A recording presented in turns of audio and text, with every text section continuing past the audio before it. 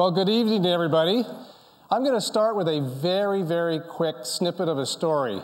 A couple of months ago in Toronto, I was having coffee with an industry veteran. And this fellow, before he retired some 6 or 7 years ago, had founded and built a very successful independent investment firm. And when I had brought him up to speed on all things Steadyhand, he was blown away. He could not believe just how much we'd grown and how successful we'd been. And he really implored us to be shouting from the rooftops about our success, partly because he knows just how hard it is to build an independent investment firm in a country that is truly dominated by its banks and insurance companies when it comes to financial services. And I'm proud to be a partner in Steadyhand's Toronto office and to be joined tonight by 14 of my colleagues from our Vancouver office.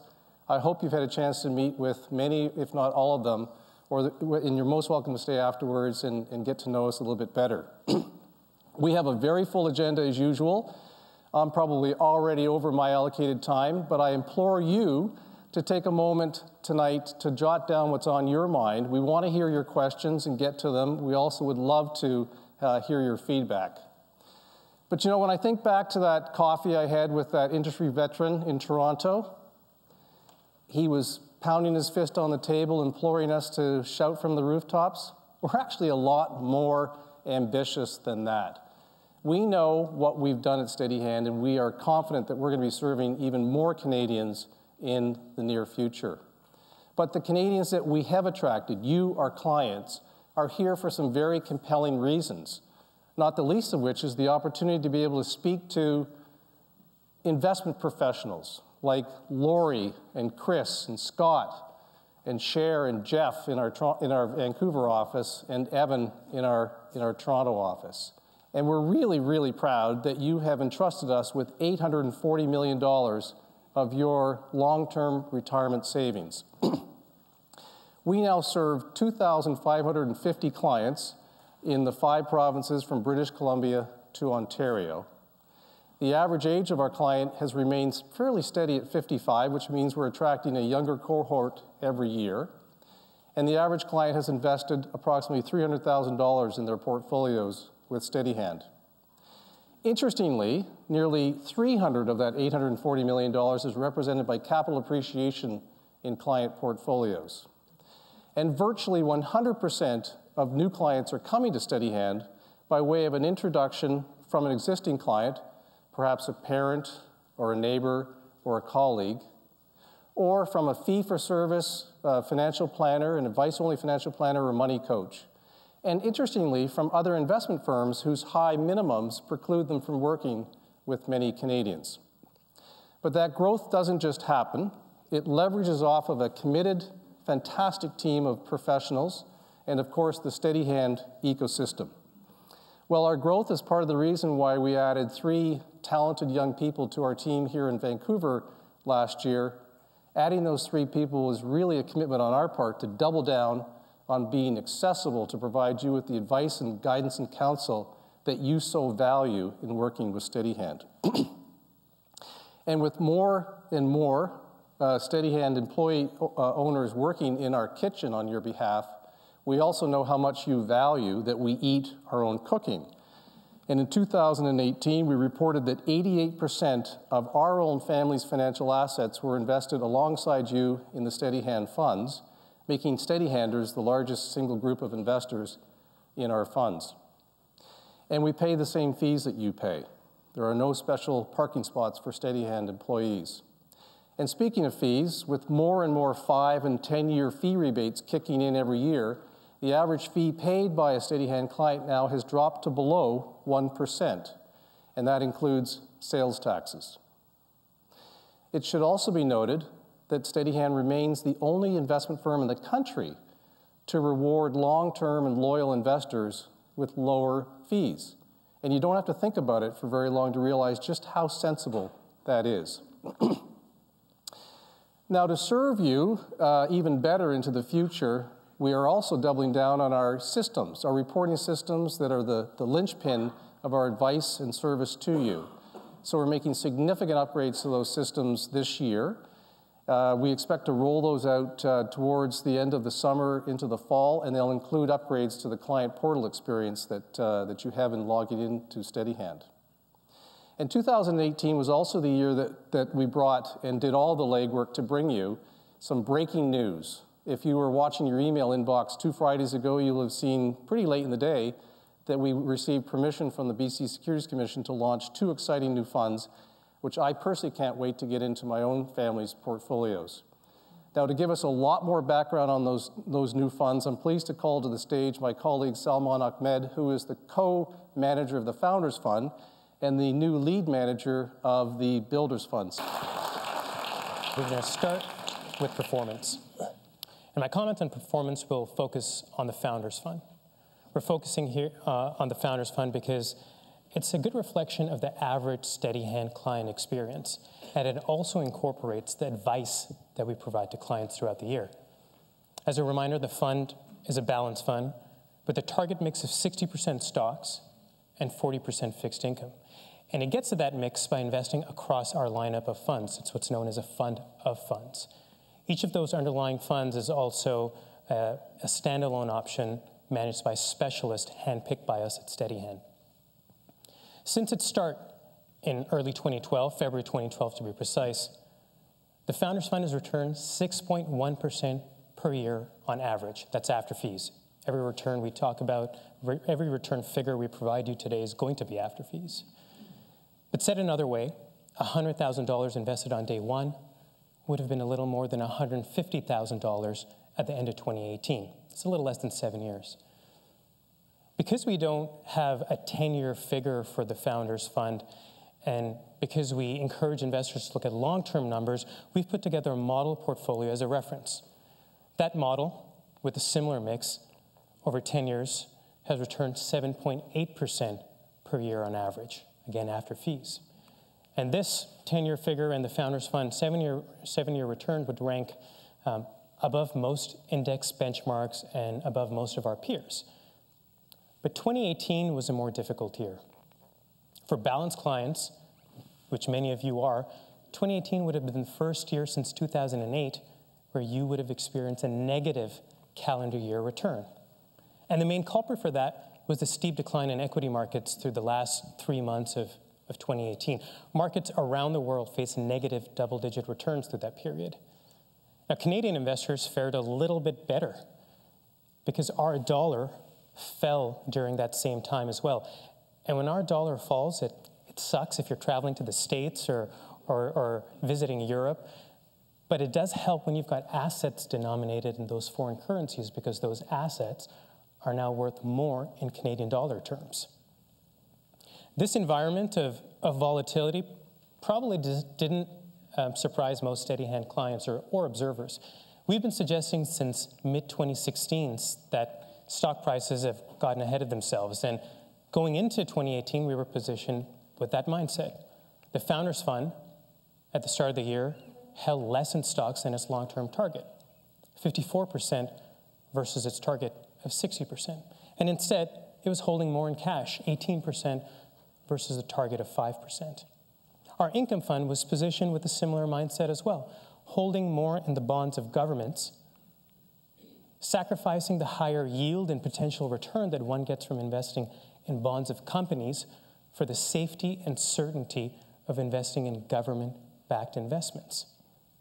And these moves did help. They helped provide some buffer against those declines that investors experience. But it's also fair to say that we expected to do better. Our equity fund, our global equity fund, and our small cap equity fund were all more significantly impacted by these declines. And it's not that we expected them to be immune. In fact, our equity fund actually held up reasonably well in this environment. But our global equity fund and our small cap equity fund faced some challenges. Our small cap equity fund actually at minus 14.6 did much better than the broad Canadian small cap market, which was down 18% throughout 2018. But the holdings in the fund too fell with the rest of the market, despite little change in the fundamentals of the companies we own. But the situation in our global equity fund was a little different. This fund struggled in the first half of the year because of some missteps in the healthcare sector. And in mid-2018, we made a decision. We announced to you all that we were introducing Velan Asset Management to oversee this strategy. But Anne Goodefin, who you'll hear from today, and her team at Velan had their work cut out for them. Not only did they have some catching up to do from the first half of the year, they also were taking over the fund in this heightened period of volatility and uncertainty. And a couple of the areas where they were invested in were facing some challenges, specifically UK stocks and those in the energy sector. If you've got a UK address, doesn't matter how good a business you have, doesn't matter how global it may be, there's just this big cloud of Brexit uncertainty hanging over top of you. And our holdings were just no exception to this. And in the energy sector, the decline in the price of oil has helped at the pump, felt a little good recently, but it doesn't help returns of stocks in the energy sector. But Anne and her team also saw this period as an opportunity. For that matter, all our managers did. And they're far more optimistic about the prospects of future returns than they were at this point last year. And so are we on the Founders Fund. And you'll hear later on from Tom as to why we're more optimistic and what we're doing about it. Our advice to clients throughout this is something that should have come as no surprise. You know, we suggested to you all, stay the course. Make sure you rebalance your holdings in stock so that they're back towards your long-term target, so that you can take advantage of any rebound that may happen, such as the rebound that has happened, in fact, over the last 6 weeks. But it's easy to say that, but hard to do, right? It's easy to say, trust your plan, but it's hard to trust that plan when that very plan is resulting in your portfolio value dropping. So I can't tell you how happy we were to see how our clients reacted through that period. Many of you used the resources that we make available to you. Some of you called us and asked what you should be doing in your portfolios. Others wanted to know what our managers were doing. We saw an uptick in the comments on our blogs and newsletter. Some of you even called us to see how we were doing, which is very nice. It's true. But perhaps most important, you had that steady hand. For context, Canadian investors, just through the second half of 2018, pulled out more than $14 billion from their long-term investments. From their portfolios, they pulled out more than $14 billion. Steadyhand clients did the exact opposite. Not only did you stay the course, many of you even added to your portfolios through that period. And I'm sure we're absolutely certain that some of you had some doubt when you were doing this, but I can tell you we have absolutely no doubt that that is precisely the type of decision that leads to better future returns. But what may that future hold? That's something that you guys want to know. That's why you're all here. And for that, I want to introduce Carolyn Kwan on stage. Carolyn is with Connor Clark & Lunn. She's a portfolio manager and partner at CC&L who oversee our income strategy. One of Carolyn's responsibilities is to convey the strategies that the team at CC&L is pursuing on our income fund. The R word has been splashed around a lot, recession. Tell us your perspective on this. We read a recent report that came out of your firm that alluded to your thinking that you don't expect it to be imminent. So tell us why. Right. Certainly the R word is on everyone's mind, and it's important to understand and to know that economic expansions and contractions are actually a very natural part. These contractions, while difficult on individuals and on families, actually has the benefit of resetting some of the excesses that have been built up and creating the conditions for actually a very healthy recovery in the next economic cycle. So it's interesting to note this is now U.S. economic growth on a year-to-year basis for the past 70 or so years. And you can see that, in fact, there have been quite a lot of, or quite large economic contractions and expansions. It's no doubt in anybody's mind that we're now late in the economic cycle. We're about 4 or 5 months away from the U.S. experiencing its longest expansion on record, beating the 1990s, the Clinton era. And there's no doubt that we're seeing some evidence of slowing. So that's a natural thing that occurs when you have higher interest rates, as they've been rising, or from international trade tariffs have been put in place. But in fact, we don't see evidence of a recession. And to that, we look for things that are leading the economy. So applications that individuals put forward for unemployment insurance, for example, or if you think about a manufacturer of cars or of Instant Pots, they put in orders 3 months in advance or 6 months in advance for manufacturing goods. And when these start to slow down, we can expect that economic activity will slow. And we're just not seeing evidence of that in the near future. So our expectation is that we'll go through 2019 without a recession. This is the first Steadyhand presentation where Instant Pots have been mentioned, by the way. It's a Canadian company. So tell us how that backdrop deals with inflation. We've got a lot of retireds in the room, sensitive to any increase in price. Tell us your perspective on that.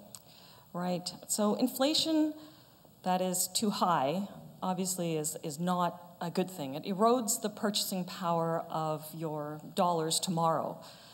Inflation that is too low, in contrast, is also not very good. And policymakers, monetary policymakers, have determined that there is an optimal level of inflation that is actually quite conducive for growth, and that's at about 2%.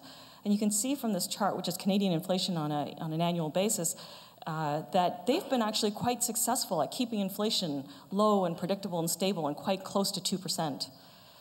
It doesn't necessarily feel like it. I mean, if you think about the last time you fill up your gas tank or you go to the grocery store and you see the prices of cauliflower and avocado skyrocketing for reasons that are beyond your control, it's somewhat frustrating. But if you take into account all the prices that we pay for everything, including our cell phones and laptops and haircuts and so on, in fact, inflation has been holding fairly steady. And so our expectation is that going forward, we should see some stability. We do expect that with a lot of these technological advancements that we've had and with the amount of debt that Canadians have built up, that we're not going to see rampant spending and therefore very high inflation coming back. Inflation and interest rates are attached to the hip. Mm-hmm. So how does this affect interest rates? Right. So interest rates in Canada are now near historic lows. There's really no doubt about it. And it's the same globally. This is a Canadian 10-year interest rate, and you can see that it is close to its all-time lows. Really, interest rates are a double-edged sword. High interest rates are good for savers, but they're bad if you're in the market for a condo in Vancouver, for example. Conversely, low interest rates are not that great for savers, and that's really the environment we've been in for quite a while. Our view is that we will not get back to the levels that we saw back in the 1980s. We just don't have that level of inflation and economic growth that we've had that will cause interest rates to go back up to the 12-15% level. But I don't think we're going to be heading anywhere close to zero, as we do have interest rates around the world at that level. This fund, the income fund, was designed to have more in bonds of companies. You've got more in governments. It holds less in those bonds today. Take us through why that's the case. Right. So in our view, what we try to do is hold a balanced type of set of bonds. So you can hold bonds in the corporate sector, held by those issued by the Government of Canada, issued by any of the provinces across Canada, and they really are of different risks. So the Government of Canada can tax its citizenry and has no problem really paying either its interest payments or its principal back to bondholders. Companies, on the other hand, have to rely on the future stream of profits in order to be able to pay back bondholders. And in an environment where you start to see a slowing in economic growth, the ability for companies to pay that interest and to pay back the principal becomes somewhat more challenged. And so we've judged that at the current time, the interest rates that are on offer, the coupons that are on offer from companies now, just aren't enough to compensate for that increased risk. And so we've brought down the amount of bonds that we hold from companies a little bit lower than we normally would, because we are nearing the end of cycle. We do hold bonds, as you can see, they yield a bit more than governments, but our view right now is that we want to hold bonds of companies like the utility sector, because we don't stop paying our electricity bills when things turn south. We want to hold bonds of companies like banks, and so we're choosing judiciously companies to hold the bonds of right now. Let's transition to the stock part of this portfolio. So 25% of this portfolio is held in dividend-paying companies. How does that part of this fund complement what you're doing on the fixed income side? Stocks generally do not behave like bonds do. In fact, they're complementary to each other. So it actually is able to smooth out a pattern of returns in your portfolio and allow you to sleep at night. It's the benefit of diversification. So what we're looking for, as you mentioned, is really stability in a company and high dividend-paying companies. And so we're holding stocks of companies like banks. One statistic that never ceases to amaze me is that none of the big 5 banks in Canada have cut their dividends since World War II, and that's a remarkable sign of stability. We hold stocks of real estate companies. Again, we don't stop paying rent. Companies like grocery stores. These are companies that we are trying to focus the fund on right now. And we believe that these are the companies that are going to be rewarded in contrast to some that make headlines a lot, like high-tech stocks or cannabis pot stocks or luxury goods companies right now. We believe that really a disciplined and consistent investment plan really does pay off. We're currently positioning in recognition that day-to-day moves in the portfolio will actually, or in the marketplace, will be greater as we move towards the end of cycle. So in the context of this longer-term horizon, we're trying to position a little more conservatively.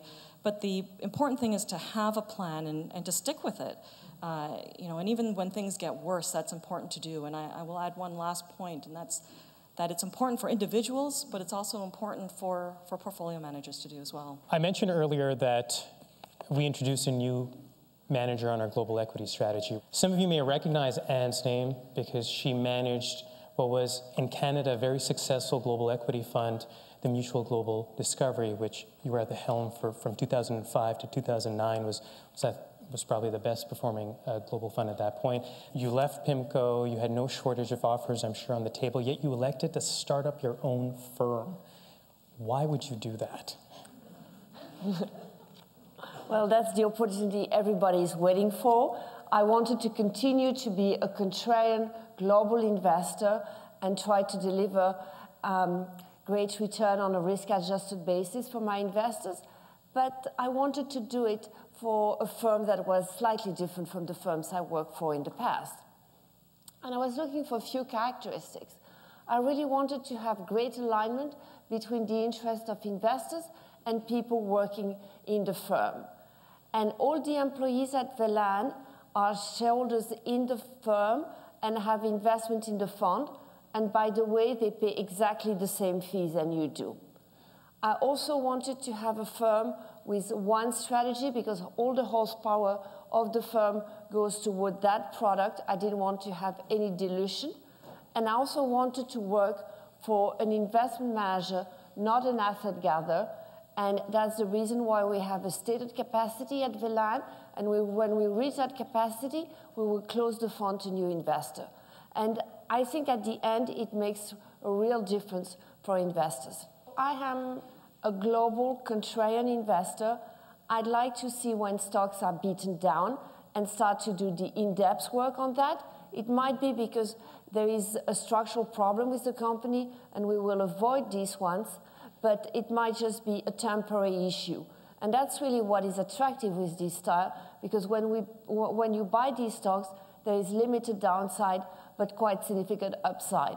And that's really what we are about at Velan. We've got a holding that you'll walk us through as Zimmer Biomet, which is one of the larger holdings in the portfolio. Tell us how this fits into your philosophy. When we invest in a stock, we would always want to see a company with a great business model, strong management, a number of keys or catalysts to unlock value, and cheap valuation. And if we start with the first one, high-quality company, I think Zimmer Biomet is just there. They manufacture about 35% of the knee and hip implants you have worldwide. And it's a company or a sector where you have very high barriers to entry.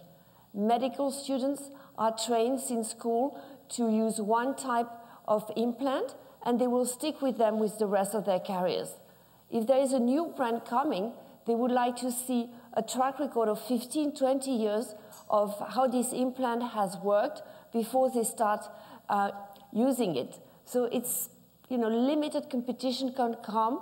It's a sector that is fairly consolidated, 4 players, so you have limited price war going on. And we like that you have a number of demographics playing in that direction. Population is getting older, population is getting more obese, and in emerging markets, a much higher percentage of the population has now access to these type of products. When we were researching Valan, we really appreciated about your philosophy was this concept of keys that you have to identify before you invest in a company, these keys that will potentially unlock the value. Why was it challenged, and what are the keys that you need to see to unlock that value? When you invest in value, the stocks can get even cheaper. So it's very important to see something that is changing within the company that gives you confidence that the company is going to be better managed in the future. And in the case of Zimmer Biomet, it was that the old CEO was a lawyer, didn't really know much about the business. They had huge manufacturing issues at their largest plant, and they couldn't even produce the number of implants that the market was asking for. And we are very happy with the fact that there's a new CEO. It was the rising star at another medtech company, Covidient, that was acquired, so he was looking for a new job. He has already replaced about 80% of the top management, and we've met them, and we're very confident on the new management team there. Right now the company spends over $200 million a year on consultant fee to try to fix the manufacturing issues at that plant.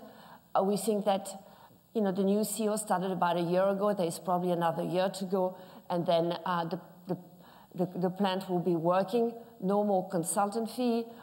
Production is enough to supply the market, so you will have top-line growth, less cost, and this should trigger a re-rating from the market.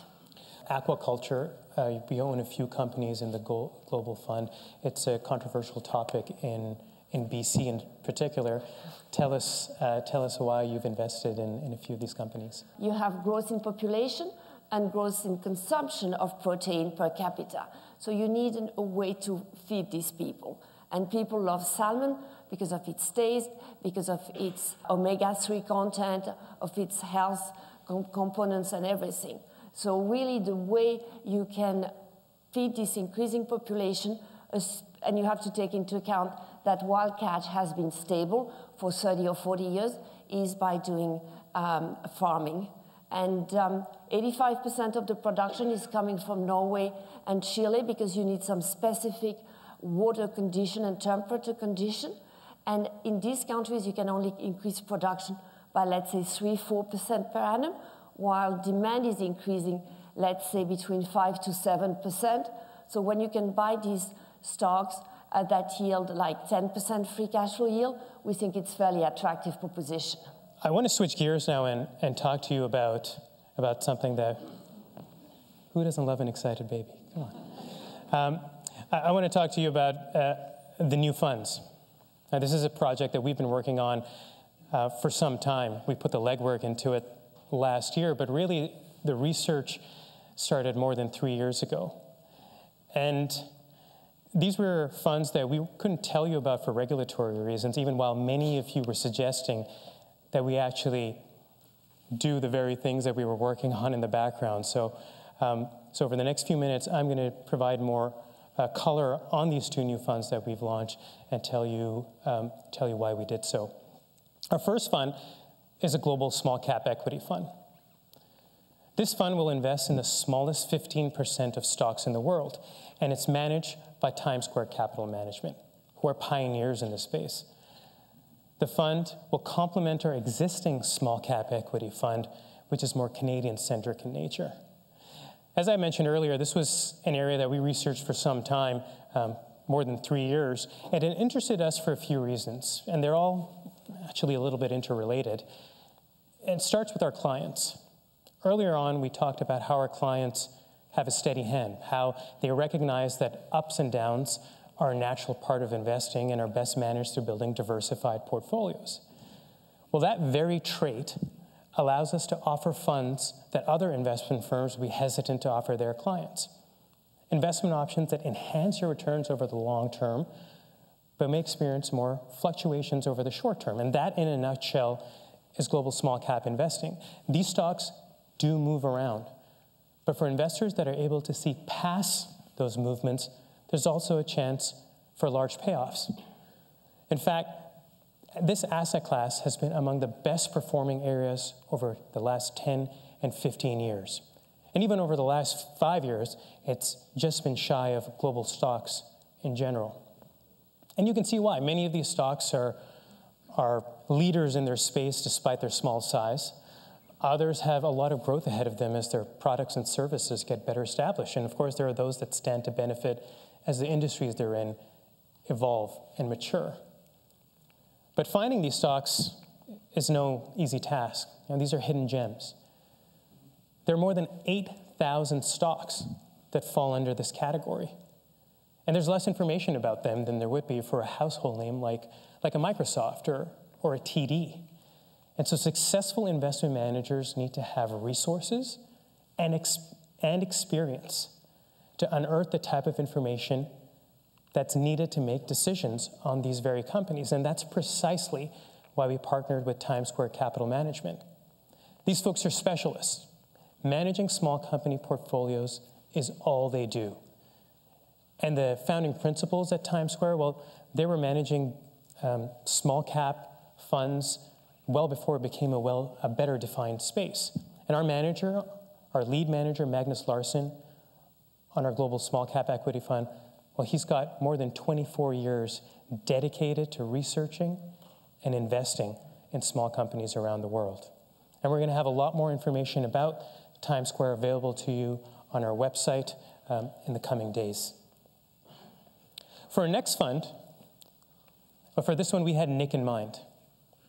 This is not a stock photo. Nick is a real person. He's a young lawyer, client of ours. He's been so for some time. And he's an engaged investor. He reads the statements, he follows our commentary, but try as he may, he simply doesn't have enough time to commit to overseeing his portfolio. He much rather delegate that responsibility to investment professionals. And there's a fund in our lineup that allows you to do that right now. It's called the Founders Fund. That fund allows you to pass on the responsibility of rebalancing and oversight to Steadyhand. But the Founders Fund isn't meant for clients like Nick. It's not meant for clients that have 15, 20, or even 30 years until they're going to need to draw on their portfolio. Well, the Builders Fund is just that. It's a one-stop solution for investors that have that long time horizon. Investors whose primary objective is growth. Now, the Founders Fund and Builders Fund obviously cater to slightly different clients, but they also have many similarities. Both are diversified, investing in stocks across Canada, US, overseas, across industries, large, medium, and small. And they're both fund of funds, investing across our lineup of funds, with Steadyhand having the responsibility to rebalance and ensure those underlying funds are allocated toward the best opportunities available. But there's also an important difference. While the Founders Fund, because it caters to a more medium risk investor, it invests across our entire lineup. While the Builders Fund invests in just our now 4 equity funds. Its asset mix will be virtually 100% stocks, compared to the Founders Fund, which has a target mix of 60% stocks and 40% fixed income. Developing this fund was interesting to us because we've got more young clients than we've ever had in our history. 30% or more than 700 clients are age 45 and below.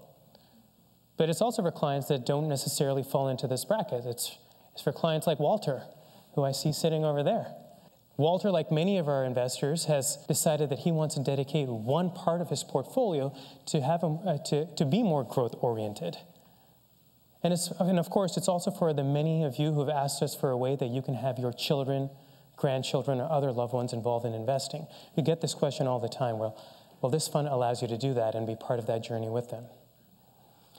What I do not want is for you to think that this is the new Steadyhand, that every time we're in front of you, we're going to be telling you about some new funds that we've just decided to launch. Absolutely not. But I do think it's important for you to know that these funds, the hires that we've made, the upgrades we're making to our system, all these are initiatives that we're undertaking to try to improve your financial well-being, because that is what helps us achieve our vision. Our vision is to be the most investor-centric firm in Canada. And to be investor-centric doesn't mean launching flavor of the month funds like a cannabis fund or a, Bitcoin fund. I don't even know if Bitcoin is popular anymore. But it does mean having an offering that we ourselves would invest in and use. That's why we price all our funds low, including both the Global Small Cap Equity and the Builders Fund. Comparable offerings would be 40 to 60% more expensive than where we've priced these. And perhaps most important, we're eating our own cooking. My colleagues have already invested vast amounts in this fund, and my entire Steadyhand portfolio is invested in the Builders Fund, through which I also get the Global Small Cap Fund. So I hope you'll take some time and consider whether these serve a place in your portfolio. We've got lots of information, as I mentioned, on our website, and we've got new tools available that incorporate these two funds into our mix. And as always, we're happy to have a conversation to see if these or anything else we offer can meet your investing needs. Now, keeping with that theme of looking ahead, where to from here, I'm going to invite Tom up on stage. And in passing on to him, I'm going to do so with a question. Thanks, big guy. I'm going to get to this question. Besides this question, I'm going to mostly talk about our thought process and try and take you through our thinking in these crazy times we have and how it arrives at a strategy that impacts your portfolio.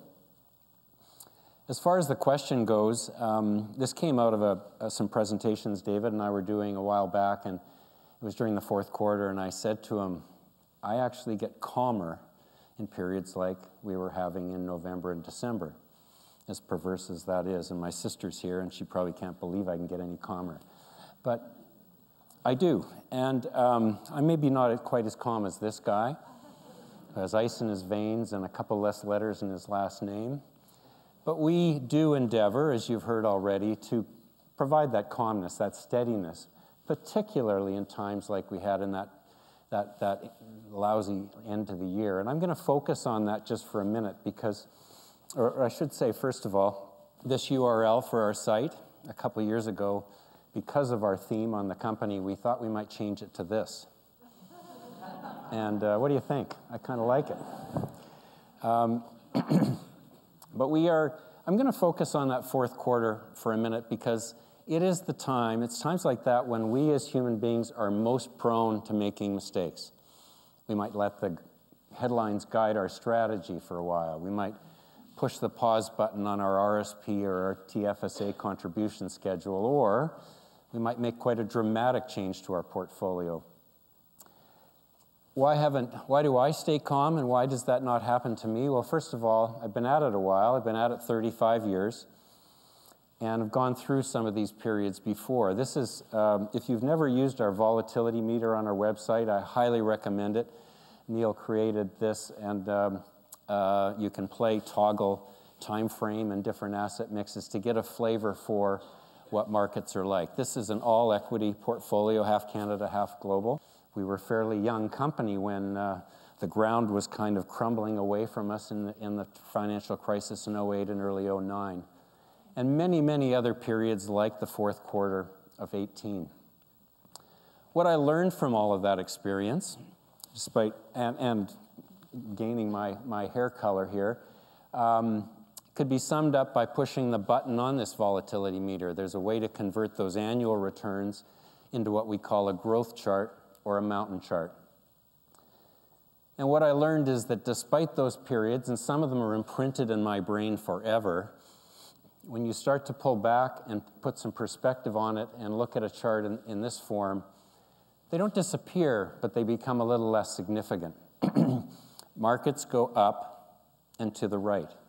And indeed, you can see that number in the top right corner, 9%. I've been blessed. My career, I've experienced during that period, markets have gone up 9% per year over those 35 plus years. But times are pretty crazy out there.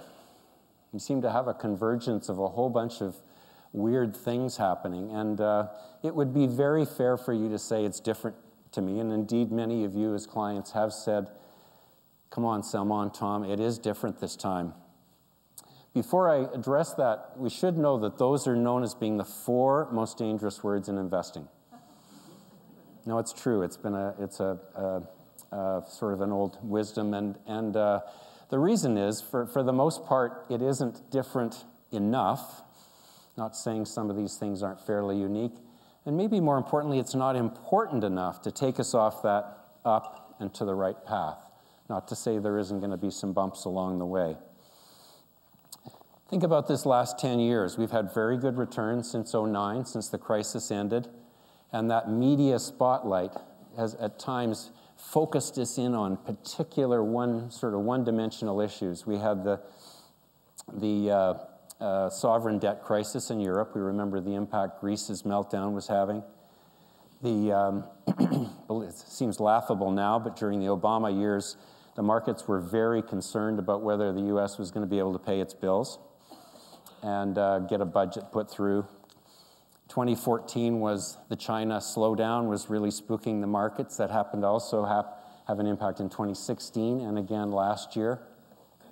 Of course, the turmoil we have in Washington has led to all kinds of things, including a real uncertainty around trade relationships today. So my argument here, and part of the reason I can stay as calm as I do, is because we should have a bias, and when we look at all of these issues, the bias should be that it is not different. And I'm not saying we shouldn't analyze them, and believe me, we're not dismissive at all. Anne, who you met, Carolyn, our other managers are all over what's going on out there.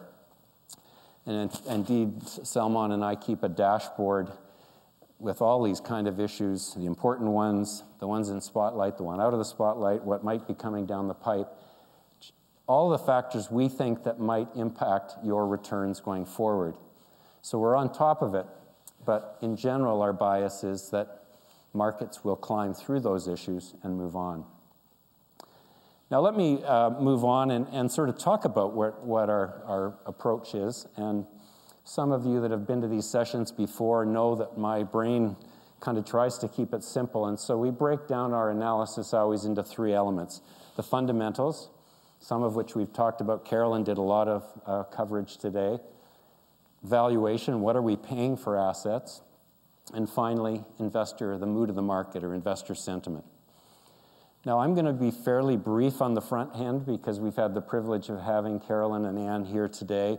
Some of the other cities, I would be able to drill a little more into it. But suffice to say that when we think about the fundamentals today, as always, it's foggy. And if you see somebody on the national news or read in the paper that they definitively know that we're going into a recession or we're going the other way or whatever, take it with a grain of salt, because it is very much like this picture here. There are so many forces going in so many directions, and it is never very clear. If we had to sum up our view, though, on fundamentals, and it coincides very much with what you heard from Carolyn and Connor Clark and Len, we do think growth will be slower going forward. This wasn't the most robust cycle we've had for going on 10 years, but it was growth, and we think going forward it's going to be tough to even match that level. Part of the reason is because we are going to hit the wall on debt. And maybe it won't happen in the next 3 or 4 years, but it is coming where we start to experience some debt fatigue at the government level, at the corporate level, and certainly in Canada, where we're kind of the poster child for debt, at the consumer level. We do think corporate growth will continue, And part of that is fueled by the fact that industries have got increasingly consolidated. And I know a couple of the themes in Anne's portfolio are around industries where instead of having 8 or 10 players, we're down to 2 or 3. And it may not be great for the consumer, but it is much better for the stability of profits and the potential for profits.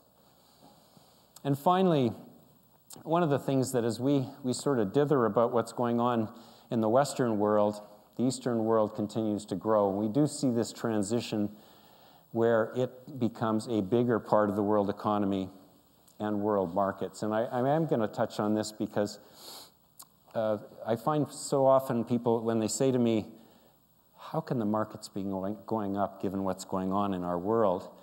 I think we've got to remember that while we're in the Western world, we're focused on Victoria or Ottawa or Washington or Brexit or something like that. We're sort of in our little Western cocoon. There's 7 billion people on this planet, and a vast majority of those 7 billion are in economies that are growing quite rapidly. And a stat we saw very recently shows, made it even more powerful.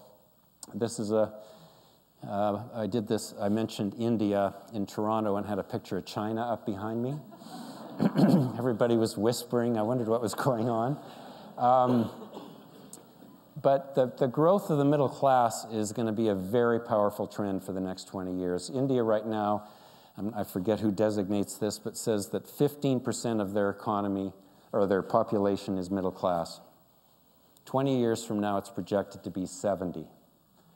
Now, that maybe they don't get to 70, maybe it's 40 or 50, but think about how powerful that is if you're selling goods or services or vacation packages to that part of the world, and it applies to other parts of Asia and China as well. So it's a mixed bag. I would say our fundamental view is generally a little on the negative side, slower growth. We don't see, as Carolyn said, a sense of a recession, but we do think there's some risks out there and something we have to pay attention to.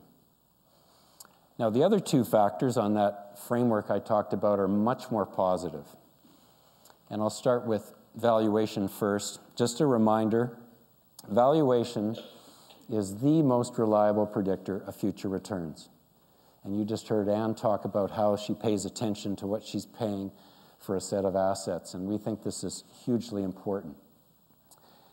And what I'm saying by this is if we go out and we buy stocks and bonds that are at or below their historical sort of valuation range, the odds are pretty good we're going to make you pretty good returns. If we overpay and pay above average, nothing's on sale, we're fighting other people to get our hands on the stocks and bonds, it's very likely that our returns will be disappointing. I'm going to show you this chart. It's another chart we've used many times in these presentations. It's what we call a price-to-earnings multiple chart. It compares the price of a stock to how much it earns. And this is why markets are so volatile. It's not because profits gyrate. I mean, profits do go up and down with different economic scenarios, and dividends are very stable. But how much the market is willing to pay for a dollar of earnings, or E, varies widely. And you can see there were periods, the tech boom, where multiples were as high as I've ever seen in my career. There was as low as I ever saw in my career in late 08, 09. And returns in the subsequent periods reflected that. Where are we today? We're kind of in neutral territory. But you can see we've come from much higher levels. And Salman talked about how cautious we've been. Maybe some of you have told us we've been too cautious. But the reason was valuations were 25, 30, 35% above the long-term post-inflation average, which is in the high 16s. In December, when we were doing some buying, we got down to 14 on this measure. It came from 21 to 14 over the course of 2018. And now we're just right in a nice range. And I think if you talk to our managers at this kind of valuation range, not everything's cheap, but they're able to find some interesting situations once again. The final piece of the puzzle, I guess, is a factor that isn't always that useful. investor sentiment. Lots of times we look at indicators and we get a vibe from you and other investors.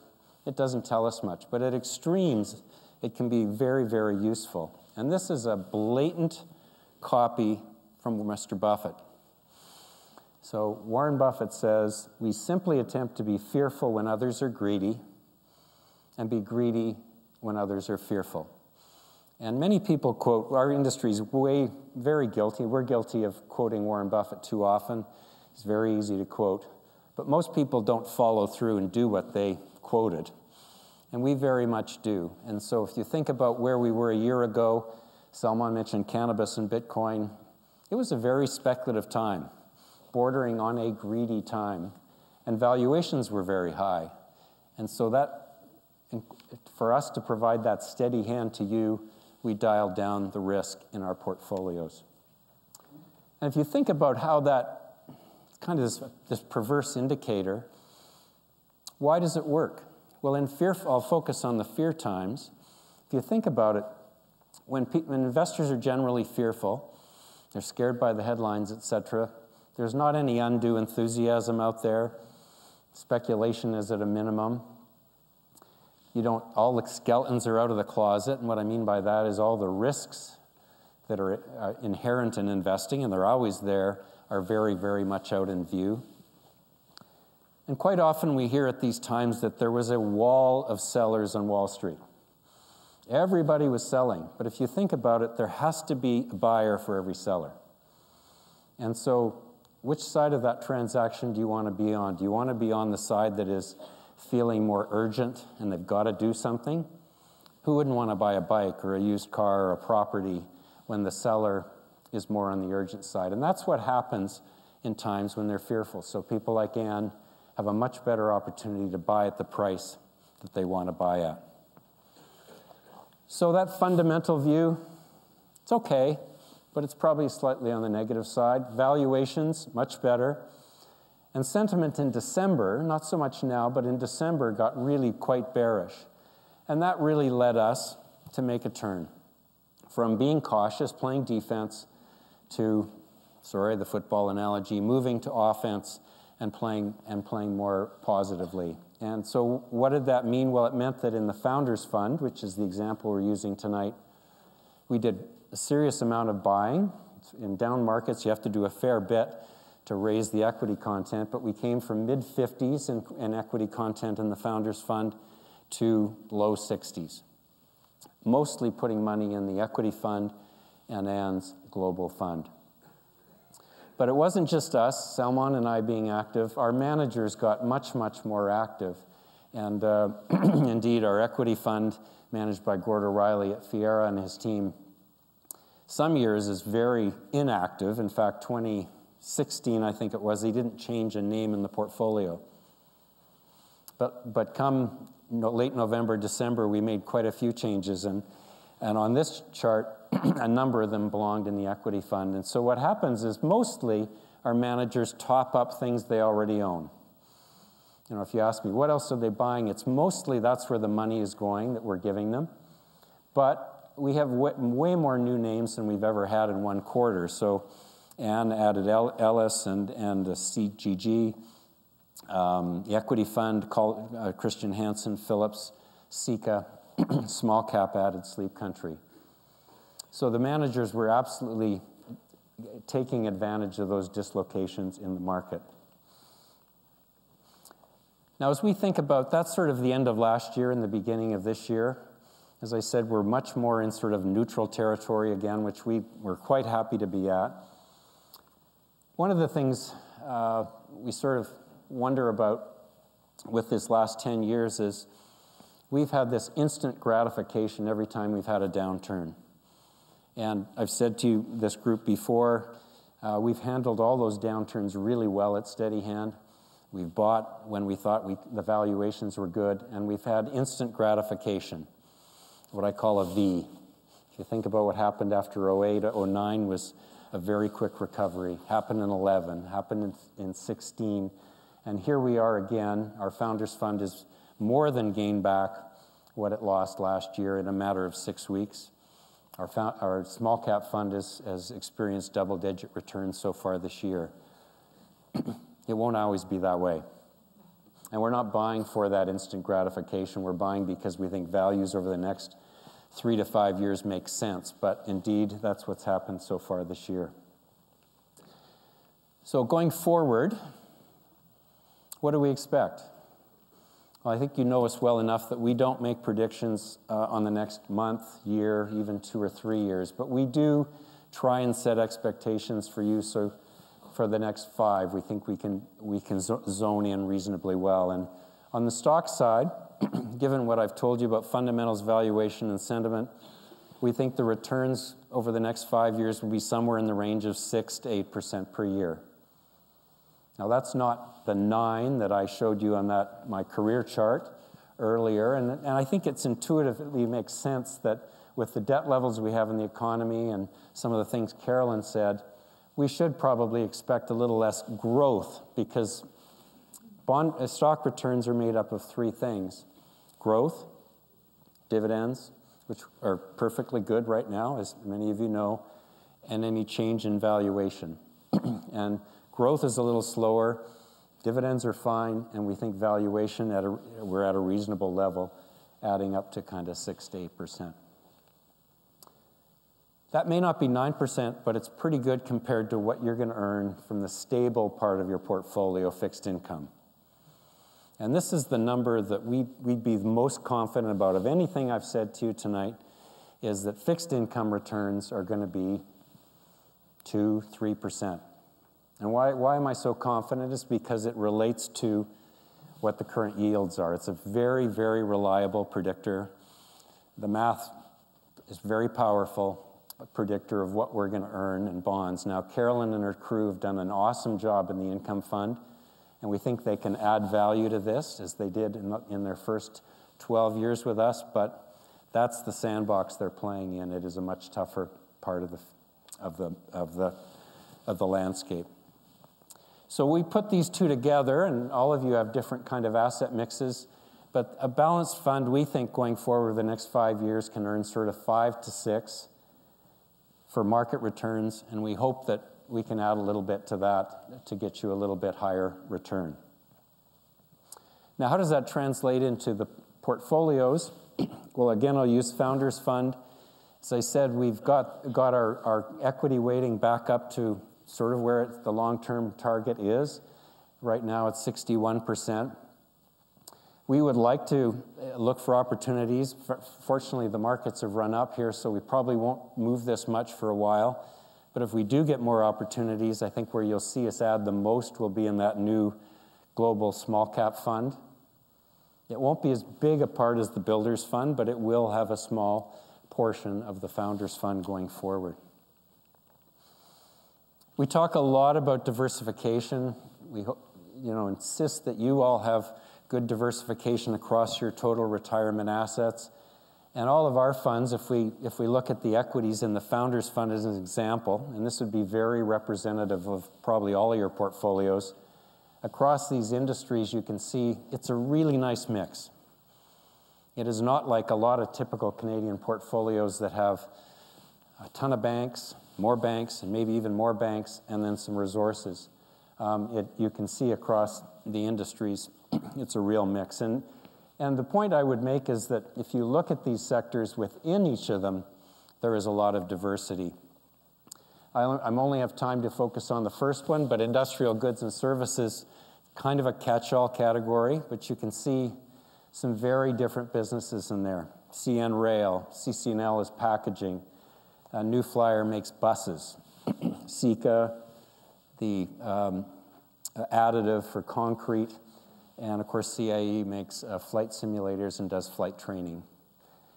Most of our sectors are very diverse that way, and Salman and I drill through what our managers own to see what we, to make sure we are very broadly diversified. Indeed we are.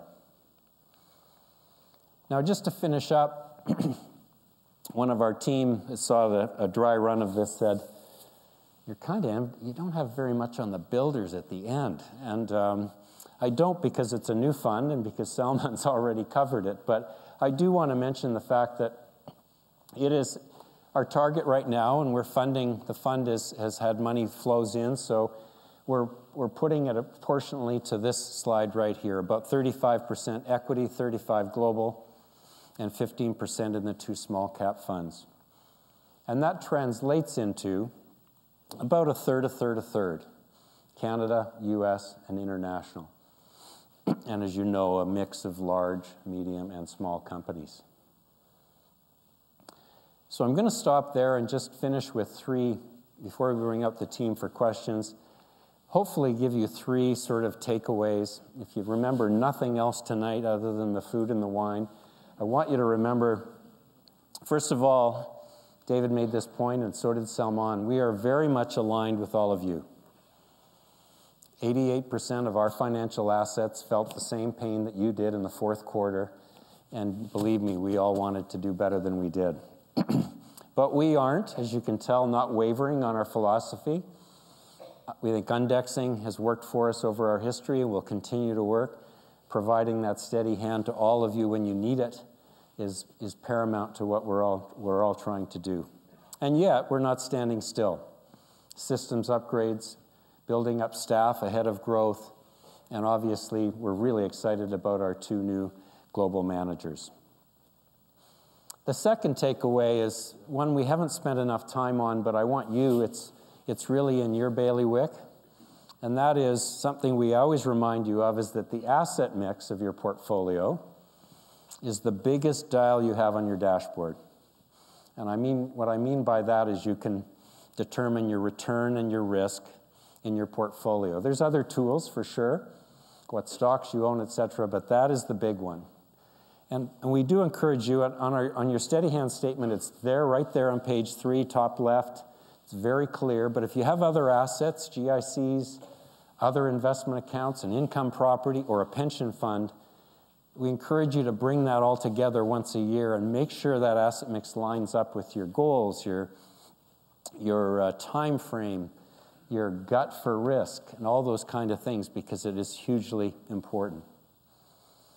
And the final message I want to take away is that we're more optimistic. I think at a time probably when our client base is least optimistic as I've seen it with what's going on south of the border, and some of you are very invested in Brexit, etc. But when we look through that, some of it's different, but most of it isn't. And at the same time, valuations are better, and sentiment is just much more level-headed. We think it's a good time that we can make you money over the next 5 years. We really leave it up to the managers to decide where to allocate that marginal dollar.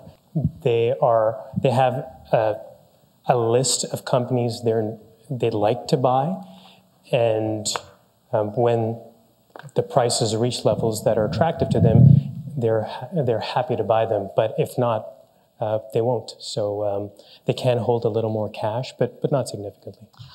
Yeah, that's a nice word play there. So it's the same thing, high yield bonds and junk bonds. One sounds a lot less like rubbish. The fund certainly does hold high yield bonds that are rated below a particular level by rating agencies. We like holding high yield bonds because if they're at low risk of a default, then they give you an extra coupon. So while you might expect, say, 1.25% to 1.75% above a comparable Government of Canada bond for an investment grade bond, a high yield bond might yield you something like 2% or 2.25%. So that is something that we like to hold typically. But at the end of December of last year, we had actually brought the amount of high yield bonds in the portfolio down to levels that would have been below what we would normally hold. So it might have been around 5% at the beginning of the year. We've brought it down to somewhere around 2 to 2.5%. And that is, again, with the same themes that we see the economy going into a slower part of the cycle. We wanted to make sure that we were holding bonds judiciously and ensure there were no defaults. Well, David loves asking this question because he has the debate. He says it should be 100%. And I disagree with him because, for one, the reason most of the 12% is for tax reasons, myself and Lori included, in the sense that we have committed elsewhere, and we don't want to trigger the tax.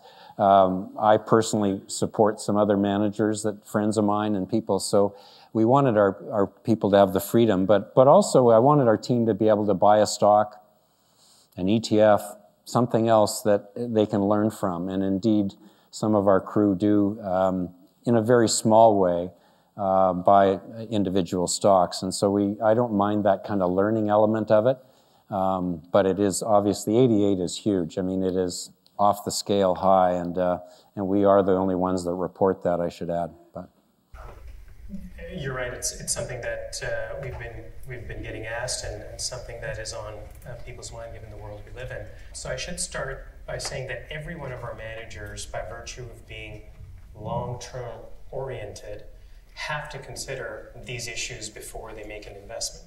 Now, if you're investing for 4 or 5+ years, you have to take all these points in mind. More formally, 3 of our managers are signatories of the United Nations Principles of Responsible Investing. 3 are signatories of the Canadian Coalition of Good Governance. But I should also add that this doesn't preclude them from owning things that some people may disagree with or may not think are sustainable. And the reason that's the case is because even in this room, many people can argue about a company whether it fits their criteria of what is environmental, sustainable, or social and governance versus someone else's idea. We hold some companies in our portfolio like Christian Hansen, which is rated recently as being the most sustainable investment, the most sustainable company at one of the conferences. So it is part of the portfolio. The last thing I'd say is we've done and continue to do a ton of research on this. We've been to conferences and spoken to investment managers, people who are in policy, etc., on this very particular topic. And it's remarkable how varied people's opinions are on this issue.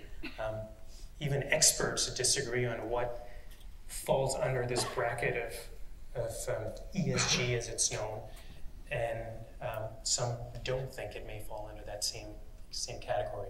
Our commitment to you is that over the next year or two, we'll be communicating with you a lot more on not just our views, but on what our funds are holding and how they are engaged in these efforts. Well, no, we're not.